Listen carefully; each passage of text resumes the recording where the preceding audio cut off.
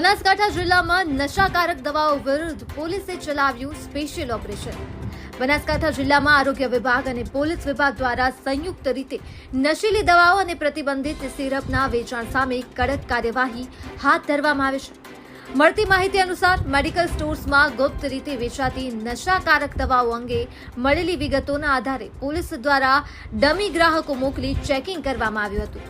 આ ઓપરેશન અંતર્ગત પાલનપુર, વડગામ, ડીસા, દાંતીવાડા, ધાનેરા, થરાદ અને દિયોદર સહિતના શહેરોમાં મેડિકલ સ્ટોર્સ પર દરોડા પાડવામાં આવ્યા હતા।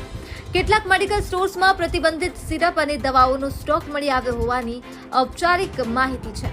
પોલીસ અધિકારીઓએ જણાવ્યું કે માત્ર મેડિકલ સ્ટોર્સ જ નહીં પણ જો અન્ય કોઈ જગ્યાએથી પણ આવા નશાકારક દવાઓનું વેચાણ થતા હોવાનું જણાશે તો ત્યાં પણ કડક કાર્યવાહી કરવામાં આવશે। જિલ્લામાં નશીલા પદાર્થોના ગેરકાયદે વેપારને કાબૂમાં લેવાના પ્રયાસો તરીકે પોલીસની આ કાર્યવાહીને લોકોએ આવકાર આપી છે। વધુ વિગતો માટે તપાસ ચાલુ છે અને ગંભીર કેસોમાં કાયદેસર પગલાં ભરવામાં આવશે। અહેવાલ Gautam Chhatraliya, BNK news, Deesa. Okay, આજે મેડિકલમાં તપાસ હાથ ધરવામાં આવી। આજરોજ આખા ગુજરાતમાં મેરમાર ડીજીપી સાહેબ તરફથી એક ડ્રાઈવનું આયોજન કરવામાં આવેલું હતું।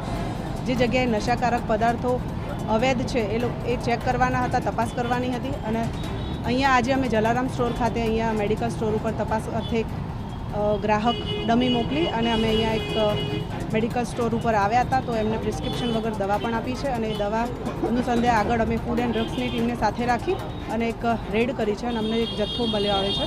એ અંગે હવે તપાસ ચાલુ છે અને આગળની કાયદેસરની કાર્યવાહી કરી છે। કેટલી જગ્યાએ તપાસ હાથ ધરી? સર, અમે અલગ અલગ જગ્યાએ અમે 4 ટીમ બનાવી છે અને 10 થી 20 જગ્યાએ હજુ ચાલુ છે। દરેક જગ્યાએ દરેક ટીમ તપાસ કરી રહી છે।